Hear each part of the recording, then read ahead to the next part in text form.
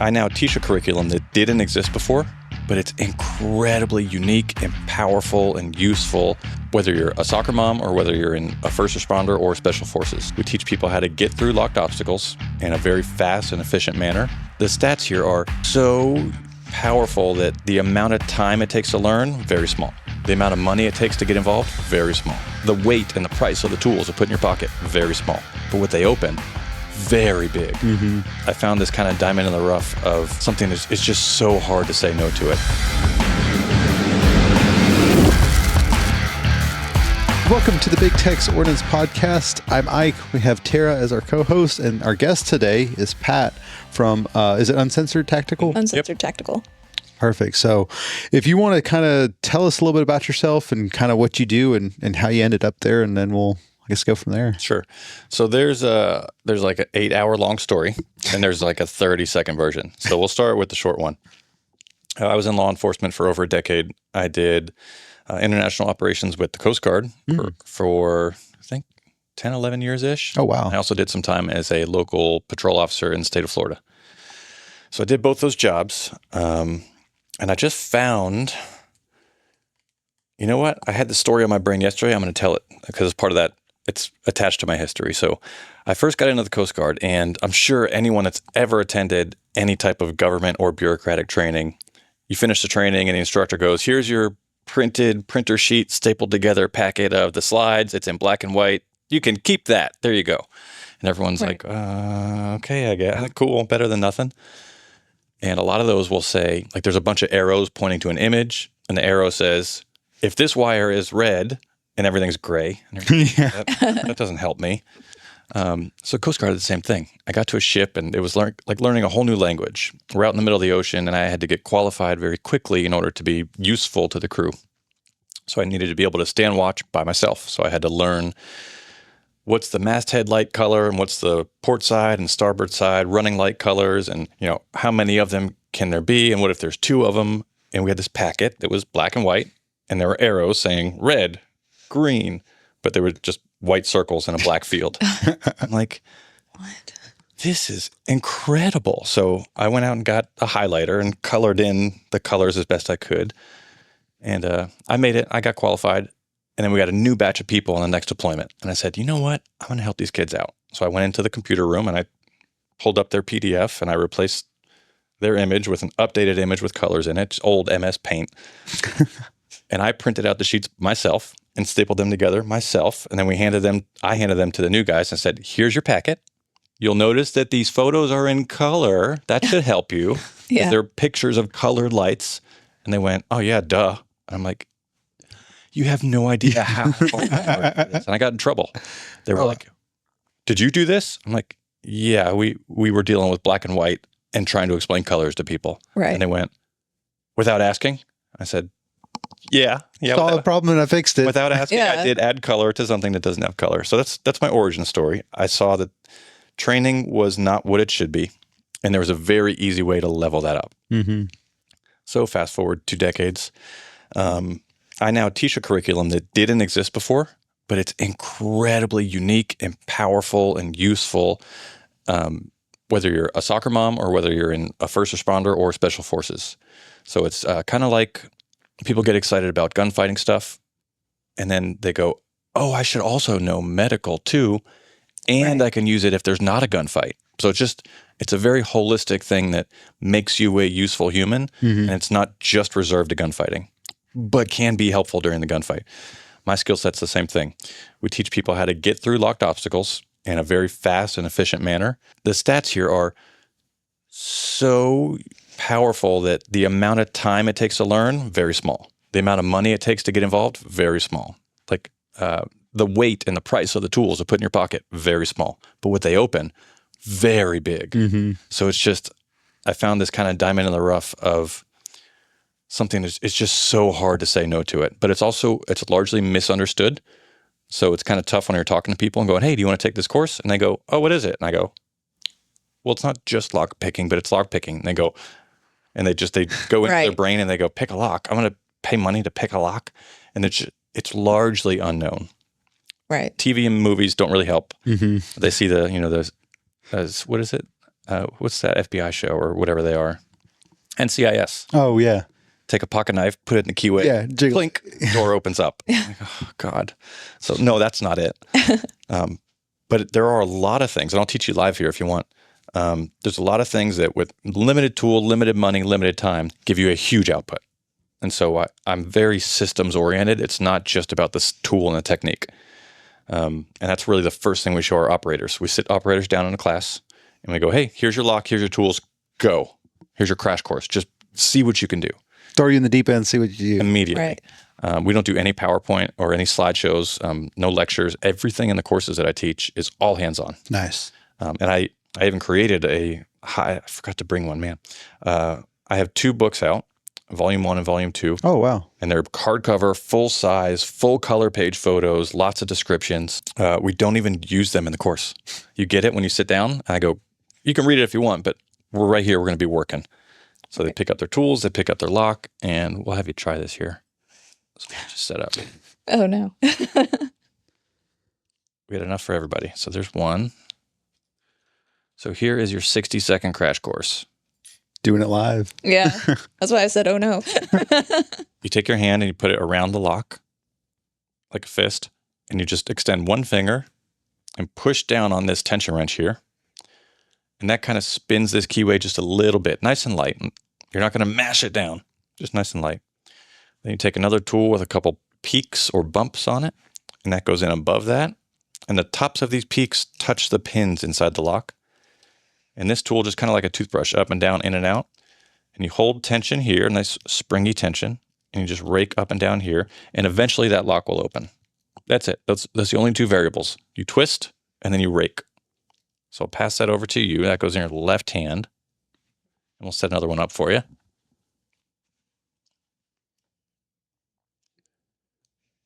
Same thing. Left hand. One finger holds some nice light tension. The other hand, look what I'm doing here with my fingers. Everything is nice and delicate, like you're playing an instrument. Nice and loose, nice and delicate. You don't have to mash anything down. Got it. There it is. Hey, What was that, jackpot. like 15 seconds? Yeah. That's awesome. Here. So All right, your turn, Ike. these 2 locks should have pretty identical components on the inside. So they're about the same level. But even so, you could just get unlucky and it could be a bad lock. Or I could be better. Or you could be much Yeah. better. So welcome to the world of covert entry. You guys are now experts. And we start almost every course this way. We go, you're in, you're live, Right. you're doing it. And so it's very powerful, it's very useful. And it's also great that you don't, I think simunitions is one of the best things to hit the firearm world in the last 100 years. Yeah. Just live force Agreed. on force. Yeah.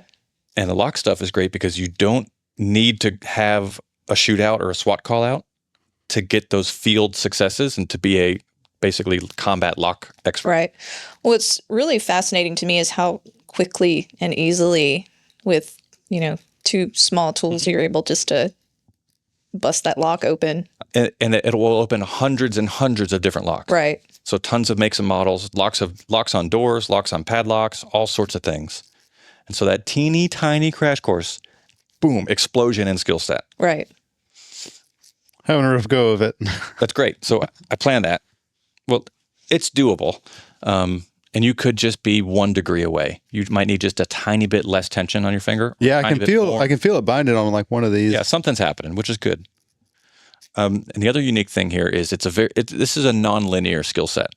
So I think for the most part, shooting is pretty linear. And what I mean by that is the more straight you hold your gun and the more confident your grip is and the more your eye sees the sights and the target when you push that trigger to the rear, it's pretty linear. You know what you're seeking. You want the bullet or the round to hit the target the right way, the right time. Right. This is not that way. You can't just do another rep and push harder and get it to open faster. So you actually, what you're doing is you're doing something that's not supposed to work. These locks are not supposed to be opened by something other than the key. Right. So you actually, I had a student once, this is not my idea, but I've stolen it from this student. He was in one of my classes and I had a class full Oh, there it goes. Hey, jackpot. There it is. Very good. That's not bad either. That's what, 60 seconds, 2 minutes? Probably closer to 4. So it is a machine designed to work a certain way. And I had a class with some spooky secret agent people, and some of them were kind of engineer-y, spooky people. And they all looked at each other and they saw what I was doing and what I was teaching, and they were my students. And they went, hey, they said, that's an engineering concept. They said, you're taking machine A with input A to get output A. And they went, you want machine A with input B to get output A. So they said, you're trying to make this machine do something other than the correct input to get the correct output. So you're playing with variables that are not supposed to work. And that's, if I can get my students to understand, to not get frustrated if it doesn't open, but instead to go back to that list and go, machine A, input B, output A. No. Input C. No. What about input B and C together? No. So you're playing with variables. And just like with your hand setup, one hand is a variable. How much tension am I pushing? The other hand is a variable, which is not as important. Just that raking motion. You can get a monkey in here to do that. Right. The tension is a really important part, to feel a little bit of feedback, kind of like a car. If you're turning the corner and you feel the tire skid, that's feedback. So here, you need to feel that feedback in your finger and go, oh, what could this mean? And because we can't see through the locks, we have to guess with lots of repetition, lots of homework, lots of knowledge. So it's a skill set that I like. Another useful kind of stat of this is it's a very low barrier to entry. You just started. Right. In 60 seconds, 2 minutes, you just got started. But the end point, you can take this really deep and you can go with crazy nuance and crazy dedication. You can get really successful really quickly with lots of high percentages. So it's the coolest thing I've found in my life. It's a really unique niche. Right. I can definitely see your passion around it. But what actually sparked you to create this curriculum? Sure. So when I was a kid, my father was in law enforcement, and I always saw him, even off duty. This was back in the 80s and 90s, like pre 9/11. So he was always on duty, even when he was off. And we would drive in the family car, and there'd be a car pulled over on the side of the road, and Dad would pull the car over and stop and go, "Oh, you locked out? Hold on." He'd go to the back, grab a Slim Jim from the trunk, and pop someone's door open. Go, "Hey, have a nice day." So I knew that they were susceptible to other types of entries when I was a kid. I saw it all the time in action. We get locked out of the house and credit card through the door jam. Oh, we're in. Done that 100 times. Awesome. So I knew of this. I was prepared for this. When I got into the military, I can't remember, 19, 20 years old-ish. A buddy of mine had gone to SEER school, and this was post 9/11. And he came back and said, "Oh, well, they have this urban block in survival school now that, they taught us how to pick a lock." So we grabbed one of these and two tension wrench and a rake, two little tools. And he and I were hanging out, and he popped this lock open, and I went, "Oh, that's right. I know that this is a thing." And so I went online, I ordered a lockpick set, and I ordered a couple locks, and 7 days a week, multiple hours a day, I dove way into the but at that time, this must have been around, I know exactly when it was. It was late 2007, I believe. There were almost no books on this. There were no video courses. That didn't exist back then. You didn't go online and find a video course. There were no training schools to go to except like a locksmith school, which really doesn't fit what we're trying to accomplish here. So I had decades worth of data, field experience, successes, and a lot of failures. And I tried to dive as deep as I could into this skill set. And I collected all that. And then in the military and then in law enforcement work, I used this skill set quite a bit. And I love to type too. So whenever I had a successful case or a failure, I would go to my little laptop, open up a notepad, and just type, and say, "What happened? Well, I used this tool. I used it this way. I thought the lock spun to the left, but I was wrong. It actually spins to the right." And as I was typing and learning, I would go, "Oh, I thought it went this way. It actually went that way. That's happened to me before." And so I'd have a separate file where I'd go, common problems, check left and check right. If you're pretty sure it goes to the right and you're not getting it, just take some time, see if it spins left. Right. And that would solve problems. So I created a field application curriculum that didn't previously exist. That's interesting. That's really interesting. That's life. So how does lock picking and locksmithing differ from each other? Sure. So there's actually about 5 or 6 or 7 different fields of people professionally that will make entry through locks. Locksmithing is the biggest, but it has so much stuff involved in it that picking a lock open is less than 10% of the job. Okay. So I've worked with tactical companies that say, hey, we used to have a locksmith guy that kind of taught our SWAT guys, but it didn't really work out. And I'd go, well, oh yeah, because he's probably, no offense to the people, but probably teaching them to be locksmiths, which is what you can't do. There are penetration testers or red teamers or pen testers. They are security assessment personnel. So they assess the physical or digital security of your business, your house, your military base, whatever. And they also do lockpicking and entry stuff, but they also have a bunch of stuff that's not relevant to a tactical entry. So they're doing things like they're called drafting behind someone through an open door or like a smoking door. And they're doing things like calling on the phone and asking for entry, pretending to be someone else. But if you're a police officer or an EMS person and you're driving your truck, but you're stopped at a gate and it's a rural gate, it's not electronic, it's just a padlock on a chain. Yeah. That red teaming stuff of drafting in through an open door doesn't help you. Right. So there's a chunk of that stuff that doesn't apply to tactical operations. There's a chunk that does, but a chunk that doesn't. So there's locksmithing, there's pen testing. There is the hobby of lock sport, which is incredibly popular and exploding. It's growing really quickly. It's legal in almost all 50 states. I'm pretty sure you have to check yourself, but in most of the 50 states now, I think you can own lockpicks and carry them in public. And as long as you're not also doing something illegal, right, you can have them.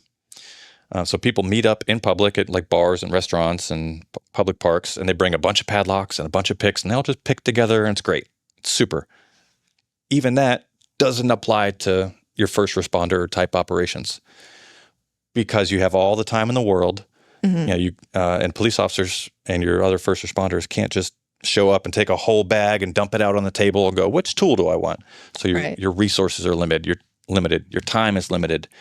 And in that hobby of lock sport, there is no mission. It's just, here's the puzzle. Can I solve the puzzle? In operations, sometimes the right answer, I teach my students all the time, sometimes the right answer is kick that door in, go. Yeah. If the situation calls for it. Or it's abandon this, don't make entry at all, and leave. So there's all these answers that you still win if you don't pick the lock. So you have locksmithing, hobby lock picking, you have penetration testers, red teamers, and you have what I offer, which is tactical lock picking. It doesn't mean tactical like there's a gunfight going on. But it means tactical as in you're choosing a tactic because of an operation. And so there is a real curriculum. It's not just tools and techniques. It's also the application and the decision making that really makes this stuff gold, which I'm sure you'll see in a couple weeks here. So what can the students expect in the upcoming class in July? Sure. It's a 2-day course. So most students that have no exposure to this, your jaw is going to drop within the first hour, once, maybe twice. And so I'll show you that second one. The second jaw drop moment, which is they're also going to learn a lot of case studies where they're going to succeed and they're going to fail, and that's okay, and that's part of the class.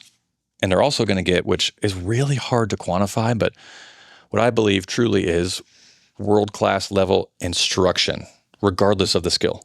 It is so easy to find an instructor that just doesn't connect with students. Yeah. Just kind of phones it in. Exactly. And I think most of the reasons that I've been able to operate at a high level with high-end clients is the instruction is the product and the tools and techniques are kind of secondary. Yeah. So, and you have a passion for it. Oh my God, I love that. Makes a huge difference. So let's try this. Let's say you struggle with that little brass lock again. Go ahead and close that shackle. And so now you have those tools that worked, but took a while. So that's a window scale. So now we're diving deeper into actual curriculum, not just the tools and techniques.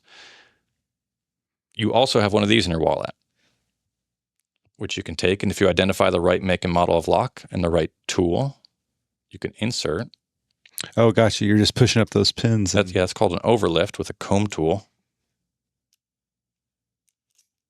And you're in.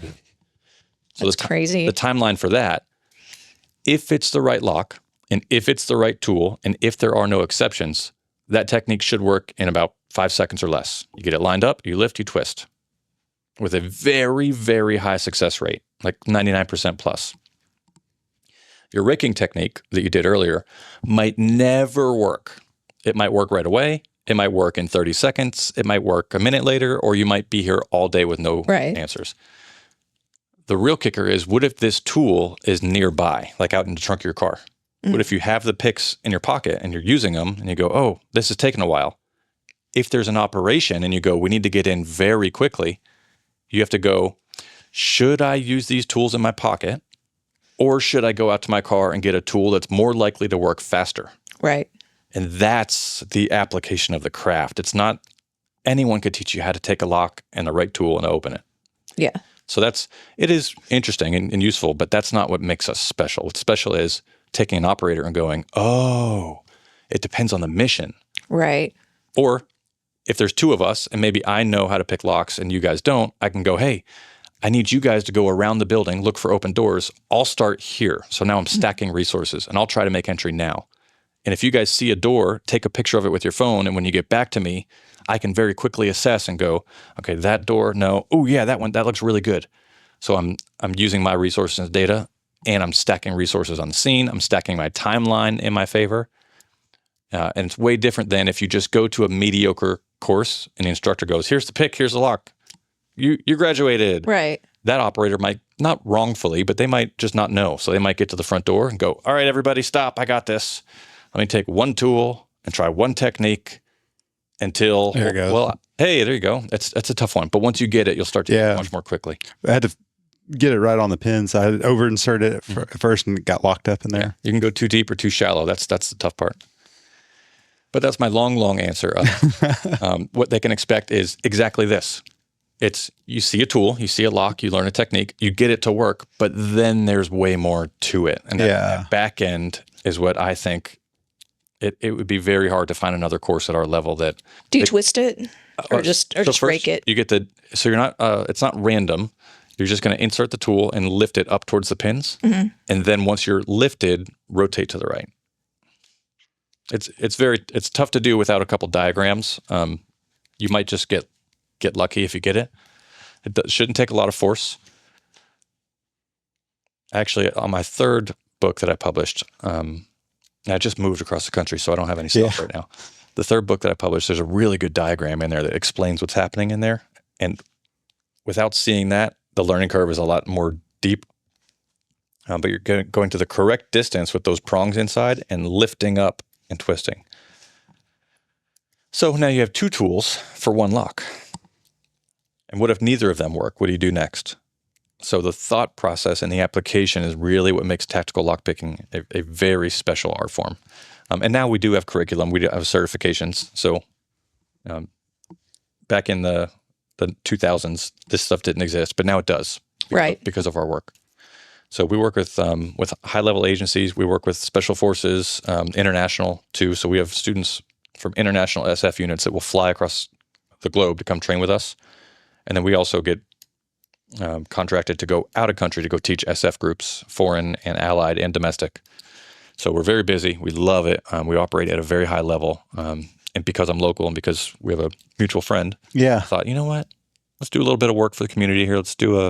We'll do a low impact course, and we'll just share some of this with you guys. Yeah, I'm excited for it. I think it's gonna be great. Me too. Especially after hearing a little bit about it. I'm about to give up on this.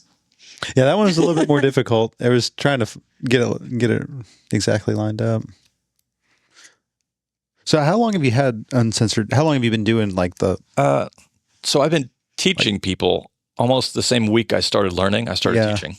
And that's, you know the phrase, like, what business are you in? Like, so you think you're in the business of A, but you're actually in the business of B. Like if you really like these trinkets, but you sell a lot of them, you're in the sales business. Mm-hmm. You're not in the trinket business. Same thing here. Teaching is the business that I'm in. That's what makes us special. I've sold some tools. I've written some books. I love writing too. I love writing and publishing books, both my own and other tactical books for people. I'm working on 2 other projects for 2 other authors right now. Oh, wow. To help them bring their tactical books to life. Yeah, that's actually a business that you have. Is that correct? Yeah. Okay. So the business started, I was actually in Guantanamo Bay on a deployment, and I cracked open my laptop, and I'd been teaching for a decade at that point. just privately and to other military units just because we were in the same room. But officially, the business part of that started in 2017-ish. Oh, wow. I was in Guantanamo Bay on a deployment. And I said, okay, let's start a website. Okay, let's start writing articles. Okay, let's start a podcast. And I did all those things. And then I actually sold my first kind of public enrollment course to say, hey, would you like to pay me money and I'll teach you how to do this? So my first sale of the course, which was separate from, hey, we're on a deployment, sit down, I'll teach you. That's a teaching experience, but selling the course, the first one I actually sold was in Guantanamo Bay. So a bunch of the dudes I was deployed with, I said, it was nerve-wracking because I was not comfortable with money or sales or any of that stuff. And I told a bunch of dudes, hey, if you give me $50, hey, I got expert. it now. He's a cheater. He's cheating. So I told the dudes, you give me $50. We still got 3 or 4 months left on the deployment. I'll give you full access to me, daytime, nighttime. You'll have access to all my entry tools. If you're just bored, just come over to the little, we called them hooches, the little hooch I live in. Just come on over. We'll hang out at the coffee table. We'll pick some locks. $50 for like 4 months of one-on-one training. Yeah. I sold like 8 or 9 seats, which hooray! But that's what, $400 total? Yeah. So that bought me dinner a couple nights. No big deal. What's that, about like 2 cents an hour? Oh my God, yeah. Break it up. But they enjoyed it. They learned a lot. I learned a lot. And then I did as soon as we got back in country, I did a real open enrollment course for the public. So I started probably within a year getting back. I had 2 courses back to back that I traveled across the country to go teach it, which was great. One was in Ohio, one was in Indiana, I think. But man, it's just been nonstop ever since. Yeah. And we've almost doubled the size and scope of our operations every single year since that year. So before it was 2 courses, the next year was 4 courses, and it was X price, and that was X times 2 was the price. And then it was, we have no books, we have 1 book. And the next year we wrote 2 more books. And so we've just been exploding. And I think it's because it's so powerful and unique and people just don't know about it. Right. And so the more we get all these touch points with different students in the classes, different agencies we work with, it just has such a huge return on investment that it's just been a wild ride. So you were talking about books. I counted 3 so far that you've authored, a couple other projects and stuff. How many books do you have out? I have, if you go on Amazon, I have 3 books available there right now. The Amazon printing process isn't as high quality as the other companies I use. Oh, yeah. So Amazon's print on demand. Like the KDP stuff? Yeah, I don't have any control over that quality control. But the content of the book is still good. You probably won't notice it, but the pages for the Amazon books are kind of powdery or kind of matte. But the books that I get elsewhere that I sell are like high gloss pages.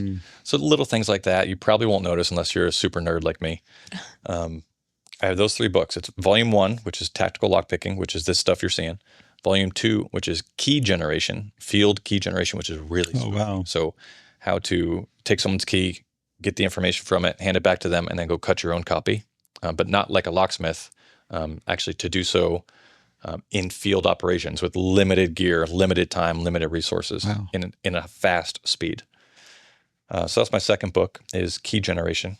I have a tools and technique manual, which is a little field spiral that just lists. Oh, that's cool. It's this lock, this tool, go. This lock, this tool. Oh, it's kind of like a little handy reference guide. Right. Yeah. Oh, that's neat. And that's really powerful. We started giving all the students in our courses get that book now. I don't think this course is going to have it. We did a reduced price for you guys. Yeah. And I just moved across the country. A lot of the printing stuff, when I do good orders from a good printing company, could be 2 or 3 weeks for the books to arrive. So I don't even know if they'd get here in time. I have those 3. I wrote one kind of philosophical book, but I've taken it off the market since. I wrote that 3 or 4 years ago. It was just about the study of how large and small agencies operate with their incentive structure. I've always been because I was frustrated with the military and with law enforcement, I just took a systems approach view of it, wrote basically my thesis on the findings. I published that. 1, 2, 3, 4. And then I wrote 2 magazines, Covert Entry magazine, just with a couple articles about lockpicking stuff. I will be producing more of those. Oh, wow. Am I missing anything? And I'm currently juggling 3 writing projects right now. 1 for myself and 2 more for 2 separate friends of mine in the tactical world. So you had mentioned in the back about that one project that you're writing for yourself. I'm writing 4 right now. Oh, wow. Can you talk about that fiction one? Or are you not ready to? No, I can talk about it. Okay. I love, do you guys do much reading? Do you know the Richard Marchenko books? I don't think so. Rogue Warrior, Red Cell, Green Team, Orange Team. So he wrote, former DevGru guy, wrote like 10 or 12 books. I loved him when I was a kid. Then there's the Vince Flynn book series. The character's name is Mitch Rapp. I read probably 7 or 8 of those books, loved them. And I do enjoy writing and I do enjoy fiction quite a bit. So, but my business supported much more nonfiction work. Mm-hmm. So I've been paying the bills with fiction, which I enjoy, but I've always wanted to get into nonfiction. Or vice versa. Sorry, vice versa. Yeah. My mistake. But I also, and it's the same way you talked about, there's some books that talk about gunfighting and they just miss the mark. They say the wrong thing. I read a book once. I got a lot of hate for it. I did a review of a leadership book and they said, I racked my upper slide to the rear. And I'm like, I think there's just the slide. It's not maybe not the upper slide of a Beretta. It's just because there's no lower slide. But sometimes books miss the mark on purpose or on accident, or just they don't care about gunfighting. And I wanted to bring my version of accurate tactics, but to a covert entry story. Mm-hmm. So I wanted to be the opposite of NCIS and go, well, it would be stupid to shove my pocket knife into the keyway because that does nothing. So I wanted to kind of give details and proper tool names and proper techniques, but I wanted to teach a little bit kind of secretly in the book and go, if you have read it, then you have learned on accident. And I thought that was kind of a cool concept. Cool. That's neat. Yeah, I like that. Like everyone knows that if you're going to store a key for a door, it's probably within arm's length of the door. It's probably not a mile away. Right. If you're going to search, just do a quick search in this area. Or if there's a code for this lock, and if there's a hidden code nearby, it's also probably within arm's length. So let me just look. Oh, there's a 4-digit code written on the wall. Maybe that's it. Yeah. So you can say these things in a story, and people will hear them and go, oh, that makes sense. So we can kind of get people involved in this really unique skill set and kind of draw them into the world. So that's the fiction project I'm working on now. It probably won't be ready for another 2 years. It's a long project. But I'm really enjoying it. Sounds pretty cool. It's gonna be a lot of fun. So I want to jump back into the class portion. A lot of people think that like doing these types of classes and, offering these tools, like just teach criminals how to break into, There's going to be somebody in the comments. I already know. Yeah. And that's really, I really want to, I want you to explain your take on that. Sure. And this should not be unexpected from people that are in the gun world.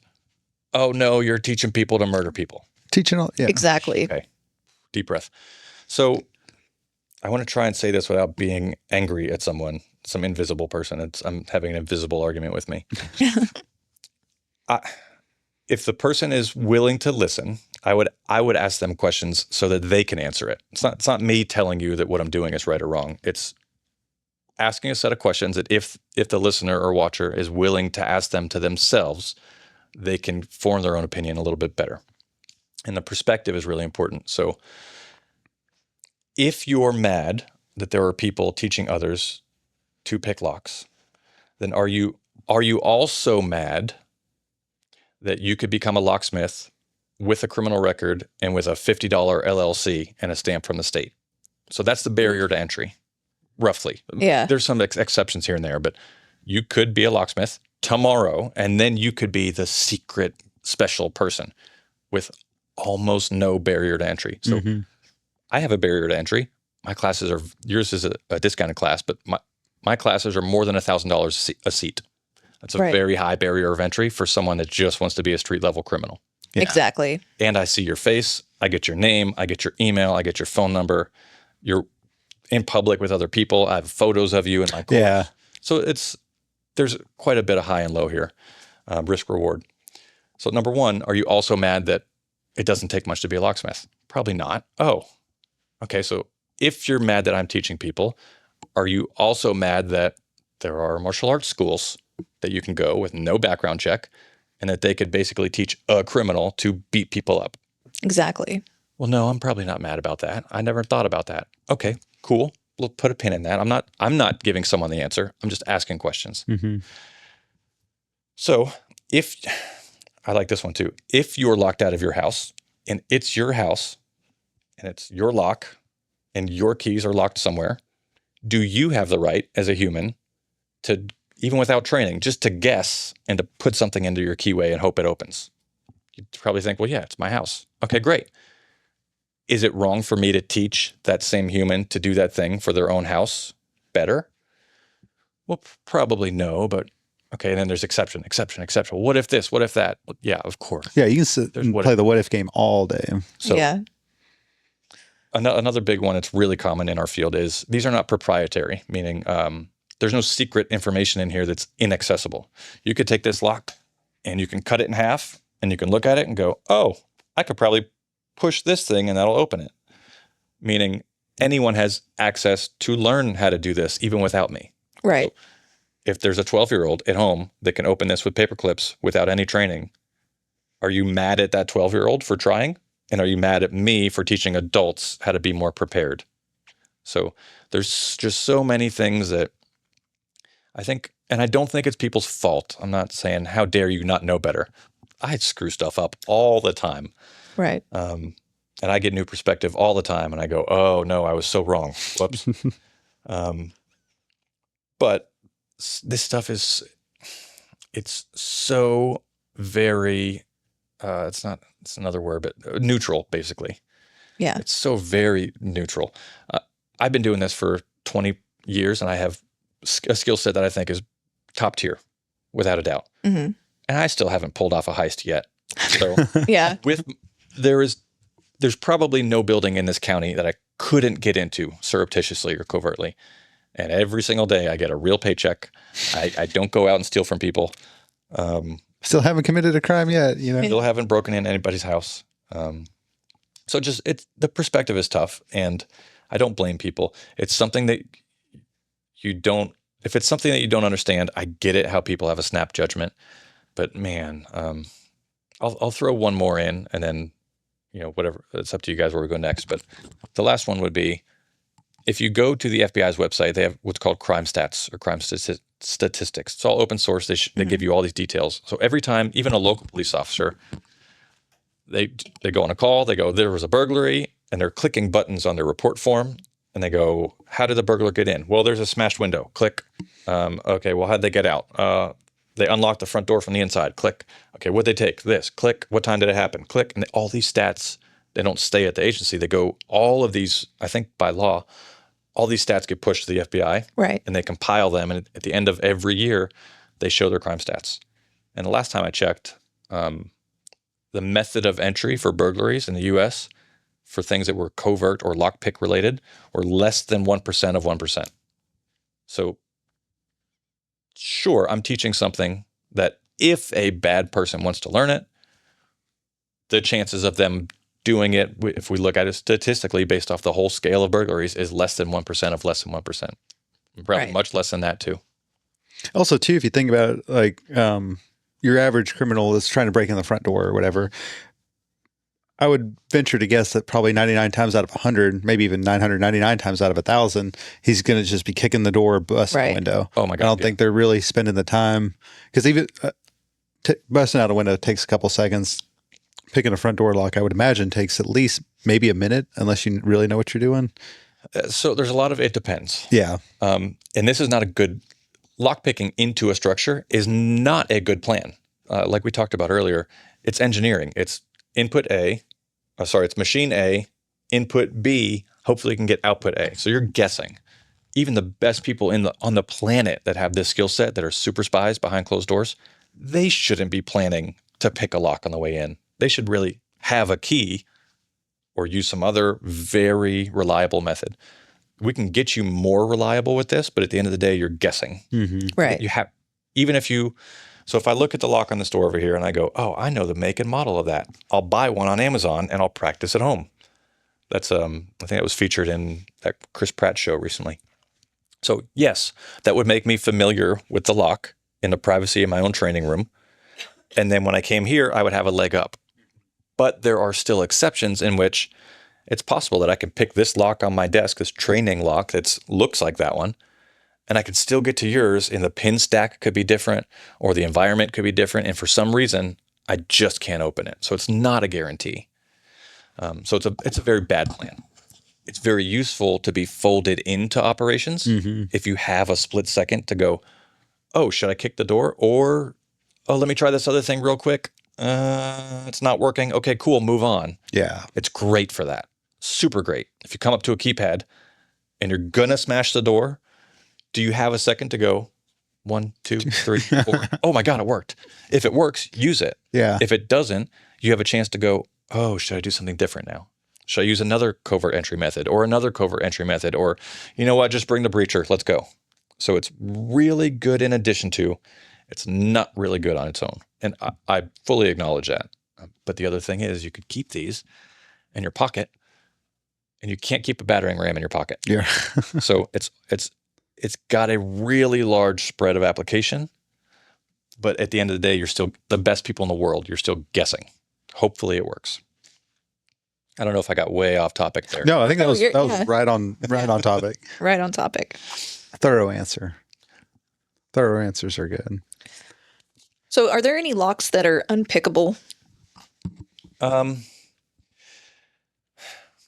In theory, no. In theory, any lock, given enough time, some super smart person can find a way into it. The in practice answer is what's reasonable. So we give the operational scope. There's a guy that came out with another huge mammoth book recently.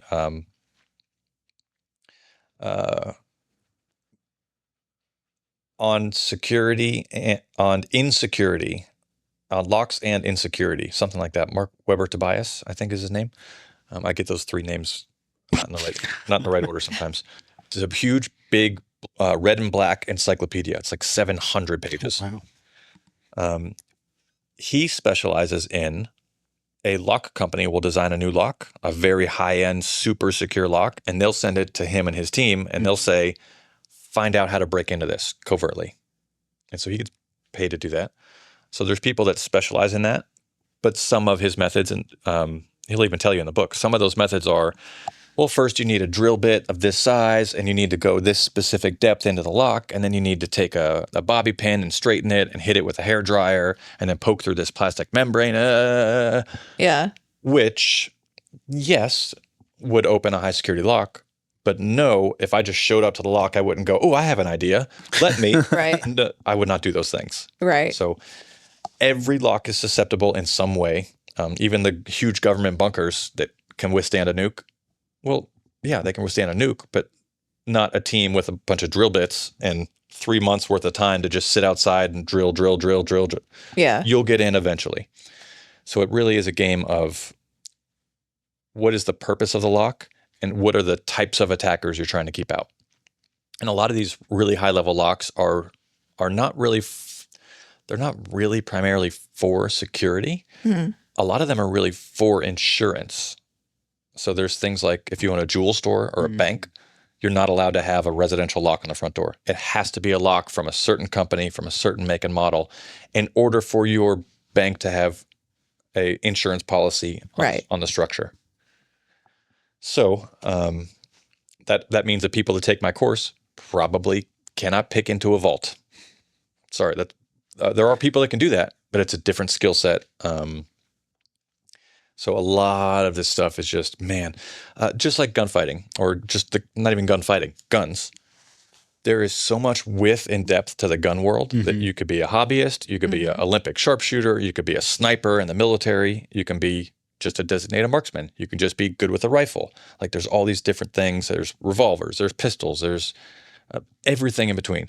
And then each of those one things can go so deep.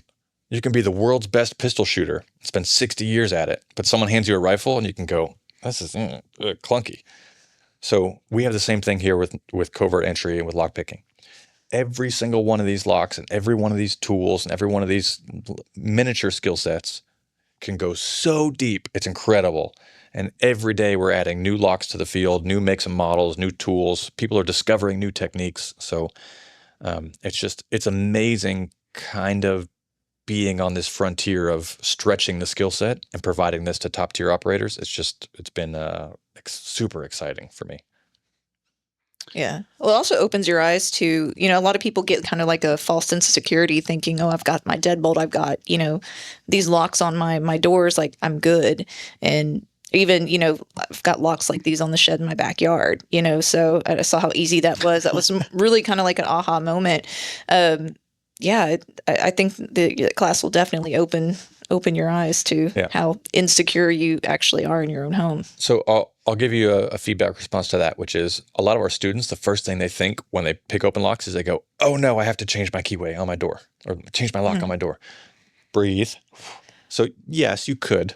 But like you brought up earlier, most criminals aren't picking locks. They're kicking doors in. Right. So yes, your front door is probably that easy to get into. But if you want to be secure, you have to pair your security with your expected attacker. Mm-hmm. 3-inch screws are probably a better investment. Much better investment. Much, much better. Yeah. And a camera. 3-inch screws and a Ring camera so they can see themselves as they walk up and go, let me take a second thought. Should I do this? And they kick the door 3 times, 4 times, and they go, ooh, should I keep doing this? We'll go to the next one. So you're buying time and you're pairing your defense with your defense, and offense should be paired. If you're worried about Jason Bourne killing you in the middle of the night, there's probably nothing you can do. But if you want to keep out your street level criminals, you probably want to harden your actual hardware of your door, not the lock. Exactly. Yeah. You certainly can upgrade your lock. Yeah. But you probably don't have to for most attackers. Let's talk about like the tools and the gear and stuff. Oh yeah. Do you have any favorite places to get the stuff from, or like what if somebody's out there looking to jump into this? I'll answer it very short. I don't buy any of my entry gear on Amazon. Mm-hmm. Even the stuff on there that can work. There's just so many. There's so many quality websites that cater specifically to the covert entry crowd and the lockpicking crowd, and the tools are so high quality and so low priced that really there's no reason for me to get stuff on Amazon that's punched out en masse. And even if it might work, it's not worth the might. So I push that to the side. I don't get anything on Amazon.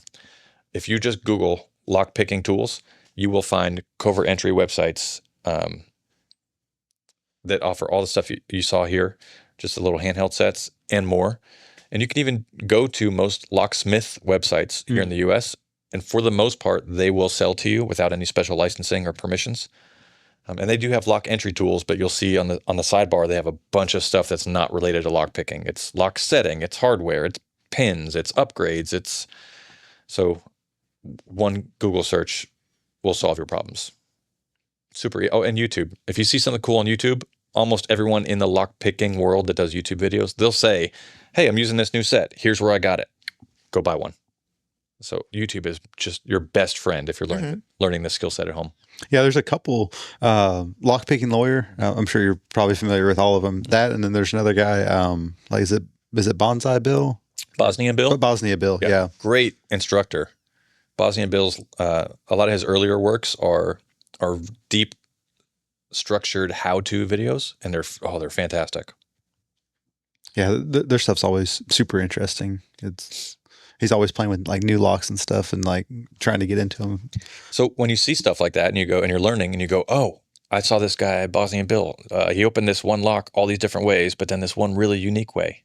Okay, we'll try to find that padlock if you can find it by make and model, and buy it, and then try and buy those tools that he had and line them up and just go through the video with them. Just monkey see, monkey do. So it doesn't have to be super structured if you want to learn this skill set. You can literally go, I saw this, let me try it. If it doesn't work, there's also a bunch of communities. I know Reddit has a subreddit or lockpicking. They don't do any covert entry stuff, or really any bypasses. They are specifically, what happens in the keyway? Can we make this work? Like, they're very restricted and they have very, very tight, very well enforced rules. If you send them a picture of a lock that's in use, they kick you out. Or if you're like, hey, I locked my cabinet, they're like, we don't care. You're booted. They are strictly, here's the puzzle inside this little keyway. Here's the tools. This is how we solve it. Like, it's very academic and it's also very hobby sport. and they have very strict rules, but they give a lot of information for free.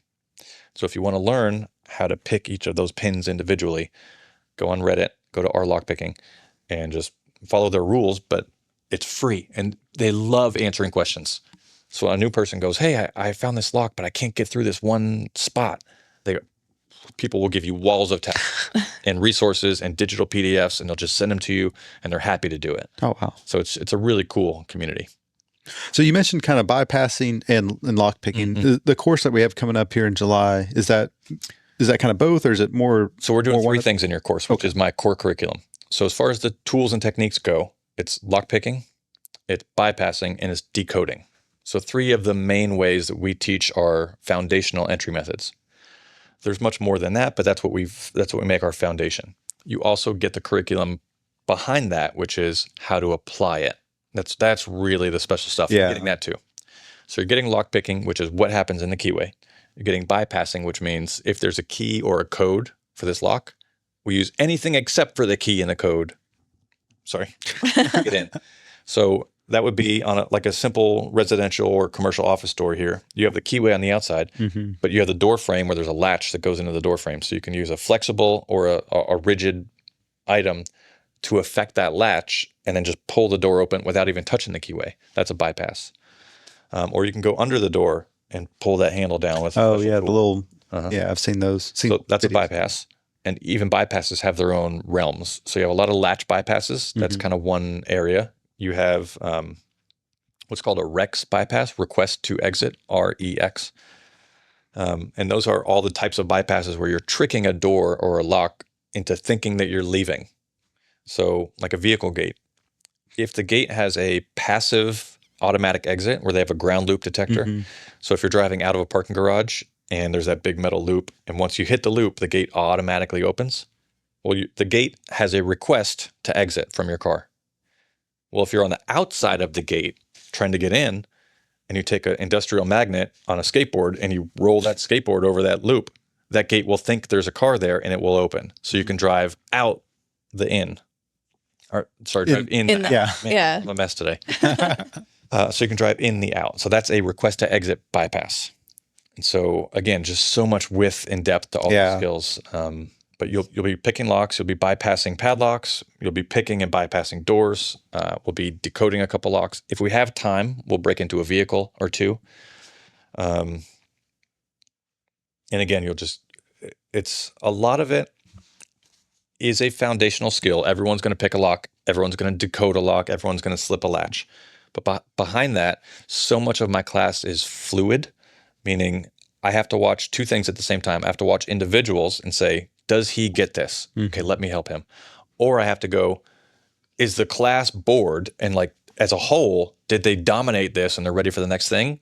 Or are they all like, oh, hey, how about this lock? How about this lock? And they're playing. Then I have to let that be. So that's the experience that we bring to our top tier clients is we don't go down a checklist. So if I'm reading the class, and some classes spend a lot of time in one area and a little time here, and other classes flip it. But really, that's the value. So as long as I can get them to understand the concept of how to fold this into operations, and as long as I can give them a pretty good foundation of different tools, different techniques, then we play for 2 days, 3 days. Most of my military and government clients, we do a 5-day course, but it's a week of just as in-depth as we could possibly be. And it's fun too. It is not, I don't do any yelling at people. I don't set my students up for failure. There's no push-ups. One of my least favorite instructor traits is going to a class for topic A, and the instructor turns it into a martial arts class and goes, here, grab my arm. I'm like, I don't know. I get that in some places there's a time and place for that. I don't like that. I don't do that. So there will be no secret karate moves. I won't be chopping anyone in the neck. It'll be all professional, all just the same way we've talked here is exactly what you get in the classroom. Nice. It is, hey, try this. Oh, it didn't work? Oh, cool. Well, let me go to the whiteboard and draw you a picture. Oh, okay. Do you get it? Like, this is it. So on your podcast, if somebody wants to go look that up, where can they find it? You could still find some traces of it out there. I pulled it from production. Oh, okay. Not a bad thing. We took a huge shift over the last 2 years. So we will be coming back with a fresh new podcast, but we're gonna tighten up the focus of it and keep it strictly the craft of entry. We did a lot of kind of one-off episodes about different things that didn't really relate to the craft. If they wanted to find it, they can just search on Google, and there will be some other types of production kind of third parties that have traces of it out there. Gotcha. But it's probably not on Apple or Spotify or anything. Okay. But we'll be back. Nice. We had 250-ish episodes. Yeah, that's a lot of episodes, man. How? Just curious, what period of time how long did it take you to amass 250? I aimed for, God, when I first started, I wanted to do 5 a week. That quickly didn't happen. Wow. I turned that into 1 a week. And still, that's a very aggressive schedule. Yeah.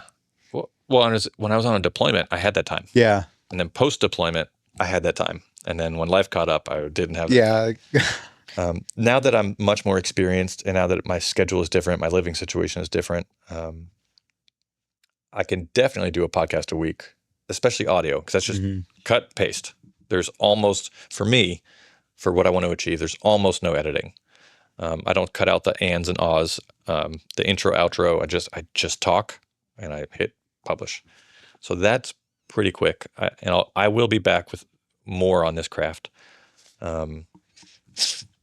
Yeah, to answer your question, it took me maybe 3 or 4 years to hit 250. Still, that's pretty quick. I don't remember if we had a 250,000 downloads or 500,000 downloads, but we were, I think, successful by most measures. I would definitely say so. And we got a lot of very positive feedback, but again, we went so off topic for so many episodes that as a business, I think we'll be much better in the future just refocusing, because we could cover a lot. Yeah. I don't know how long we've been here, but I could go for. We're almost at an hour here, and I feel like we just got started. Yeah, I could talk on this stuff. Yeah, it seems like you got a lot more in you.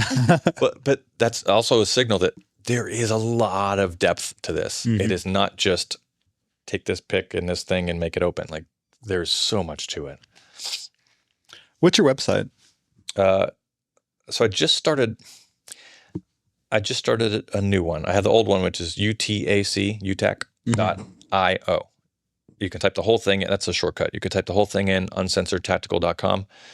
It's where my gear store used to be. I used to host my podcast episodes on their own page there. That's mostly been gutted with a recent move across the country and with the restructuring of the business. It's really just a placeholder right now. And I started a new website, which is just tacticallockpicking.io. And that's going to be our forum. Oh, nice. And the purpose of that one is for the people that are doing this in a professional capacity to make real entry into real operational structures. That's going to be a place where we can share information and access in real time. It's a private, closed-off forum that we're mostly going to offer to the alumni of our courses. And it's not exclusively, but mostly going to be government operators of some capacity, because it's a very, very niche field that you can't just take our course and then fly back to wherever state you came from and go, hey, who here wants to also share their other top tier secrets about covert entry? You walk into a bar and you say that, you'll get 0 response. Yeah. You could say, hey, who in the area wants to shoot? And you can find a lot of shooters. But this stuff is so unique that this will be the only place that anywhere on the planet you can have access to other people that do this same teeny tiny niche thing as you. So we just started that last week. Just popped up. Nice. So it's brand new. It's ugly. We have a lot of work to do behind the scenes with the details and design, but it's up. That's the first half of the battle. Well, thanks for coming on and chatting with us for a little bit and giving us a live in-person demonstration of the of raking. And I guess what was the other thing? So that's a comb tool. A comb, like you comb your hair. It's also known as an overlifting attack, but that's only specific to a very few make and models. The first technique you learn, raking, opens up thousands of different makes and models of locks. So again, that's the game of what are my resources? What are my options? How do I stack these things? And again, that's the skill set. Gotcha. Well, cool. Yeah, thanks again for coming on. This was fun. We appreciate you. Yeah, appreciate it. I think that should about do it. Y'all like, comment, subscribe, all that good stuff. Tell your mom, tell your friends, and we'll see you next time.